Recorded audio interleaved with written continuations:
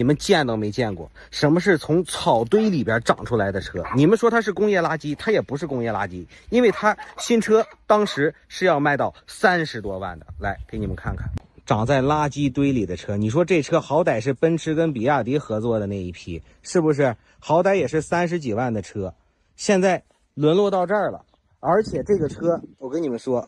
马上给你们看看啊，这车你知道在这停了几年了吗？所有车都是19年上牌的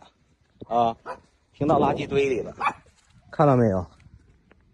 最可气、太气人的是什么？膜都没撕，来，膜都没撕，看到没有？这些车怎么就在垃圾堆里了？而且膜都没撕的新车呀，家人们！中国网友发布的这个视频反映了目前中国电动汽车行业有多萧条，库存产品废弃程度有多高。2025年1月，中国新能源汽车也叫电动车环比销量普遍大幅下滑，多家车体销量下降了50%。自由亚洲电台近期文章《中国造车新势力道盛八间，10年留下千亿烂尾融资》中表示，第一财经报道，2014年是中国造车新势力元年。未来、理想、小鹏汽车等品牌纷纷创立，很多传统汽车大厂高管也进入该领域创业。2019年，市场上有超过60家造车新势力，还有400多家已注册，但实际并没有把车造出来的公司。根据非正式统计，过去10年间，中国23家新能源车企已经完成与规划的年产能达到1355万辆，投资达到人民币6853亿元。另外，16家车企，包括威马、天际、起点等，已经告破产或没有销量，合计规划年产能达到1030万辆，规划总投资6065.8亿元，其中预估已落地产能389万辆，累计融资额为人民币1070亿元。而自由亚洲电台在1月9号发表另一篇文章，哪吒汽车门店关闭，创始人被限制高消费。中国新能源车企将迎来弯道翻车年。文章中说，中国电动车靠政府的高额补贴和扶持政策在海内外攻城略地，但随着欧美国家提高关税抵制倾销，不断内卷的中国电动汽车企业在国内也打响价格战。再加上中国经济衰退和造车技术的不成熟，业内人士估计，中国新能源车将进入弯道翻车年。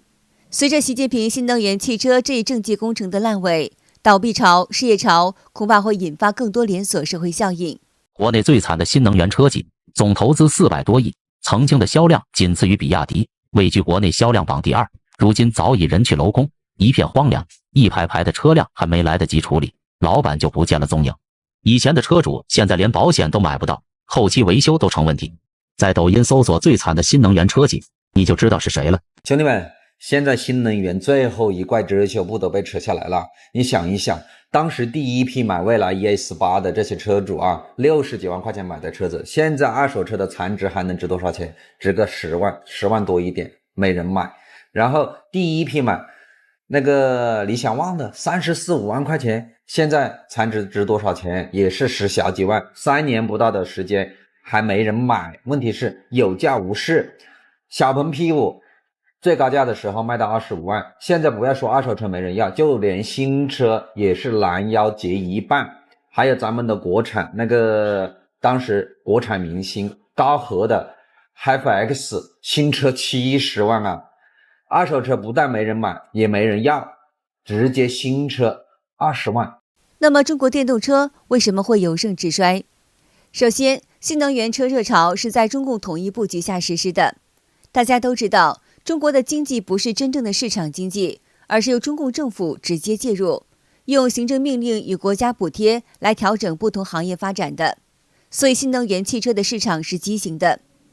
2014年，中共开始布局新能源汽车产业，北京当局号召各大车企既有意愿进入该领域的企业共同进入新能源汽车元年。特别在特斯拉进入中国后，提高了中国人对电动汽车的认知和信任度。中国社会迅速步入新能源造车热潮，而只有造车的热情还不够，这波造车热在地方政府的补助下得到快速增长。为了带动地方经济增长，各地政府在引进新能源汽车项目时，往往都由政府出资、出土地或者提供厂房和税收补贴等优惠政策，以吸引车企进驻。到了2024年，在国际反中国新能源汽车倾销和国内经济萧条的双重打击之下，绝大多数造车企业已退出了市场，只剩下比亚迪、理想、小米等8家。大纪元专栏作家王鹤分析表示，出现这个局面最核心的问题就是中共所谓的换道超车战略所导致的必然后果。王鹤指出，在传统汽车制造领域，中国与世界差距太大，这个专利技术都被西方所拥有，所以中共是追不上的。那么中共怎么办呢？搞新能源，搞电动汽车，换道超车。中共把它做成一个国家战略，用了很多政策支持，投了很多钱来干这个，还做了很详细的政策规划。中共是个计划经济体制，完全是政府控制的。当时新能源政策有国家的扶持，各个地区都在搞，有条件的没条件的都要搞，所以就导致了中国为什么新能源汽车规划造成这么巨大的恶果，浪费了这么多的钱。而不光是新能源汽车，像什么芯片，只要中共官方做的任何一个重大的投资举动，一个产业政策，在中国都会造成很多的恶果。这些事情一再的发生，这是一个体制性的问题。美国加州大学安德森预测中心学者于伟雄也说，中国新能源车市场虽然发展迅速，但主要是靠着大量政府补贴，目的是希望从节能与新能源领域中摆脱先进国家与国际大厂的牵制。从早期的太阳能板、早期的 LCD monitor 到现在的新能源车，都是这样的一个情况。为什么会有这种情况呢？我觉得就是中国有一个一直根深蒂固的，我觉得是极端扭曲的一个想法，就是想要赶快超车、超英赶美，想要由中共中央指导地方、指导全国，投入所有的资源、金钱，然后扶持这个企业，在短时间内把企业打造成一个成功的模板。我觉得这是非常极端扭曲的计划经济的做法。其次呢，由于中国电动车很多技术都不成熟，在用户使用时出现过很严重的质量问题，而这也让消费者对国产电动车逐渐的失去了信心。我的小车还没满月呢，报废了。唉，高速120码成夹心饼干了。雷子呀，咋办？安全气囊一个没弹。轮胎都掉了，你说这个气囊没爆，不应该呀。方向盘向左打，直接撞上围栏，前面的轮胎都脱落了，倒车镜掉了，护栏都砸到玻璃上了。小米汽车的整个的一个气囊从头到尾就没有弹出过，打了2次的小米的道路救援电话，他们都会说安排。但是我们在现场待了差不多有1个多小时，在深圳一线城市的市区里，从头到尾我们没有看到小米的救援车辆的到来。老百姓辛辛苦苦赚点钱，买台国产车都是坑啊。现在的国产车质量越来越差了，来看看开了不到3年的某国产新能源，底盘已经开始生锈掉屑，更可怕的是铁皮，哪怕喷了漆也挡不住铁锈的腐蚀。但这底盘悬挂生锈真的有点说不过去吧？都知道生锈时间长了，铁皮就跟饼干一样脆，用手碰一下就碎，也难怪有人会选择配置更低、动力更差的马路3大妈了。国产车的致命缺陷不是发动机、变速箱、底盘，也不是电机、电控、电池，更不是外观和配置，而是整车的防锈能力太差。从10几年前的央视报道的某牌汽车开始，到最近几年屡见各大媒体被消费者投诉的品牌屡见不鲜，只不过是生锈的轻重程度不同罢了，有的烂外壳，有的烂底盘，大梁车身生锈，有技术方面的原因，更重要的是成本控制与造车态度的问题。造车经验水平低不可怕，可怕的是把消费者当小白鼠。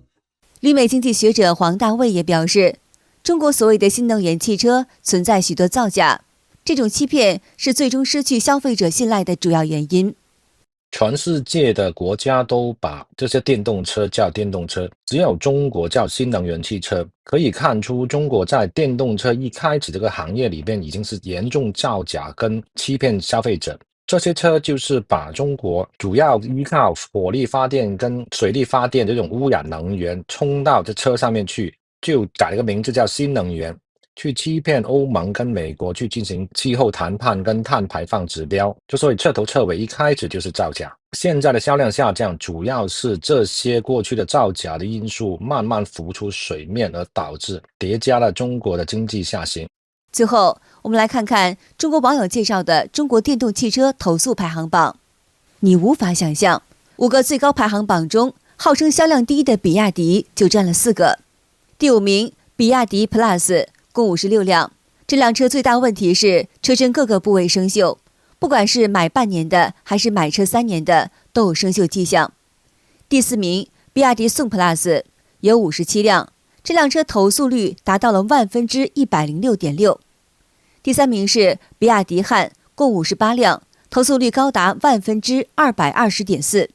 第2名是大众 ID.6CUS， 有63辆，其中投诉最多的就是早期厂家宣传的车辆，对 Over the Air 进行软硬件的解码。第1名还是比亚迪，车型是比亚迪唐，共有64辆，这应该是比亚迪本品牌中最贵的车型了。除了车胎生锈，最严重的问题就是发生碰撞以后，也就是说车玻璃都撞坏了，气囊也没有弹出，而厂家给出解释竟然是撞击角度不对，这车大家千万别买。我买这个车的时候，我完全没有考虑过买小鹏和蔚来还有理想这3家。原来这些创始人都是做互联网的，就突然去造车了，然后造了没几年，找的一些什么江淮、海南马自达代工厂，就几年就能造出一辆车，这靠谱吗？所以我根本就没有了解过他们的车型、价格、功能，就直接买了特斯拉。是同一个维度竞争的，就是一个是售出了几百万台，造了10几年，然后剩下3个互联网创始人2次创业搞的新车，需要买他们的车吗？让给那些先锋人士去买吧。好的，今天就和大家聊到这儿了，请您订阅、点赞，并且分享给您的朋友们，感谢您的支持，我们下次节目再见。